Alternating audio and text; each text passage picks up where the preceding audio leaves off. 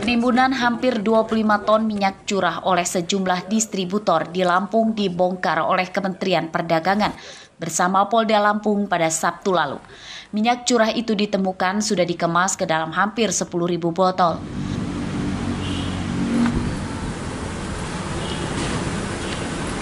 Menurut petugas Kementerian Perdagangan, puluhan ton minyak curah itu seharusnya dikemas dalam botol dengan merek minyak kita berukuran 1, 2, dan 5 liter. Namun botol-botol isi minyak curah itu malah dijual menggunakan merek lain dan dijual di atas harga Rp14.000 per liter atau di atas HET minyak kita. Puluhan ton minyak curah yang sudah dikemas dalam ribuan botol ini disita dari 6 lokasi di Bandar Lampung dan Lampung Selatan. Pada kasus penimbunan minyak bersubsidi ini, belum ada satupun orang yang ditangkap atau ditetapkan sebagai tersangka. Polisi berjanji akan segera melakukan penegakan hukum kepada para distributor minyak nakal itu. Dengan jumlah keseluruhan itu ada 9.648 botol, setara dengan 24,8 ton. Sanksinya ya tentunya dari kami sebagaimana diatur akan diberikan sanksi administratif. Sampai dengan saat ini sebagaimana dijelaskan tadi bahwasannya ini masih dalam tahap penyelidikan ya. Tadi kalau sanksi administratif sudah jelas disampaikan tadi ya. Untuk pertanyaan mengenai sanksi pidana apakah ada atau tidak, ini sedang kita pelajari ya. Kita selidiki. Kalaupun ada, tentunya komitmen daripada pihak kepolisian dalam hal ini Satgas Pangan jelas. Ya, kita akan tegakkan, akan terapkan aturan hukum yang berlaku. Demikian. Seluruh barang bukti ditahan di Mapolda Lampung. Nantinya minyak itu akan diolah kembali dan akan didistribusikan sesuai ketentuan yang berlaku. Jeffrey Arifin melaporkan dari Bandar Lampung.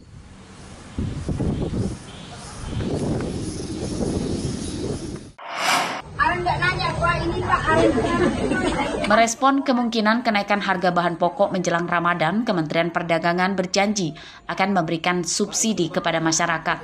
Subsidi diberikan secara bertahap melalui Dinas Perdagangan di masing-masing daerah. Pemberian subsidi dilakukan supaya harga-harga bahan pokok di pasar stabil. Janji pemberian subsidi bahan pokok itu dilontarkan Menteri Perdagangan Zulkifli Hasan saat berkunjung ke Lampung Tengah beberapa hari lalu. Zulkifli belum merinci besaran subsidi yang akan diberikan. Pihaknya masih akan melihat tren kenaikan harga bahan-bahan pokok seperti beras, gula, minyak goreng, hingga sejumlah sayuran dan bumbu dapur. Cuma kalau naik kemudian pemerintah akan subsidi ongkosnya.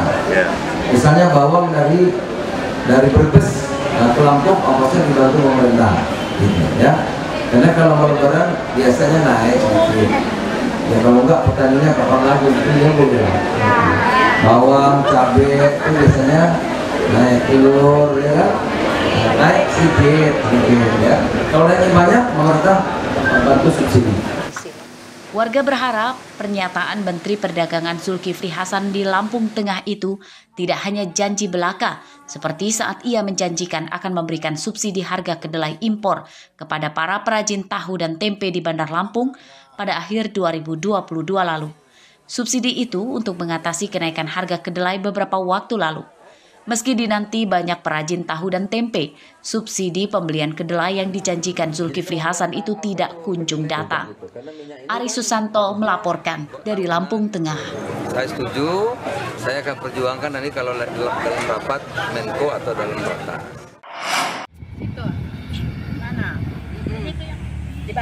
Setelah sempat lama terpuruk akibat harganya turun drastis, petani tomat di Lampung Barat kini mulai kembali bersemangat.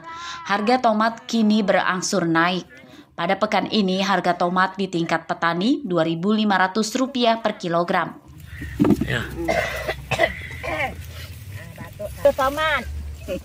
Di antaranya Subandi, petani tomat di Kelurahan Pasar Liwa, Kecamatan Balik Bukit. Menurutnya, harga tomat saat ini tidak menyebabkan petani rugi, namun belum untung banyak.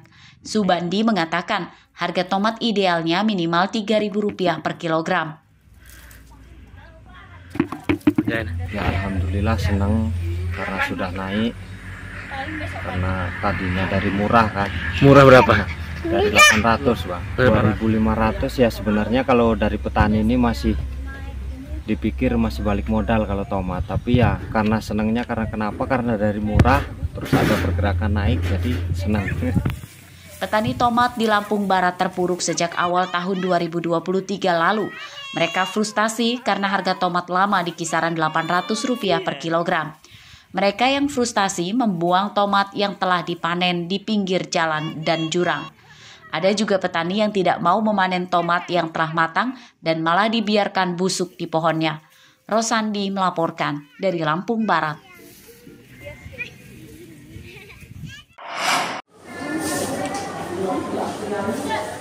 Seorang pelajar kelas 2 di sebuah SMP swasta di Kecamatan Jati Agung, Lampung Selatan sempat dirawat di rumah sakit akibat dikeroyok beberapa kakak kelasnya. Korban bernama Dio Dwi Mahendra menderita luka serius di mata kanannya. Penggaris mana ya, Dik? Pada Minggu siang, Dio sudah pulang di rumahnya namun lukanya belum sembuh. Menurut Dio, pengeroyokan itu bermula saat jam istirahat ia bermain perang-perangan menggunakan dasi seragam sekolah. Namun saat kakak kelasnya kalah, ia langsung dikeroyok. Orang tua korban sangat menyesalkan pengeroyokan yang menimpa anaknya. Bagusnya gimana gitu kan, anak saya bisa sembuh, pulih kembali. Yang jelas kita kan maunya damai keluarga gimana kan. Cuman pihak sekolahan agak berbelit-belit. Ya kalau kemarin sih nggak ada, cuman ada yang bilang itu ya udah sekarang laporan aja. Pengen laporan. Pihak sekolah membenarkan adanya pengeroyokan. Para guru sudah memediasi pertemuan keluarga pelaku dengan korban, namun belum ada kesepakatan berdamai.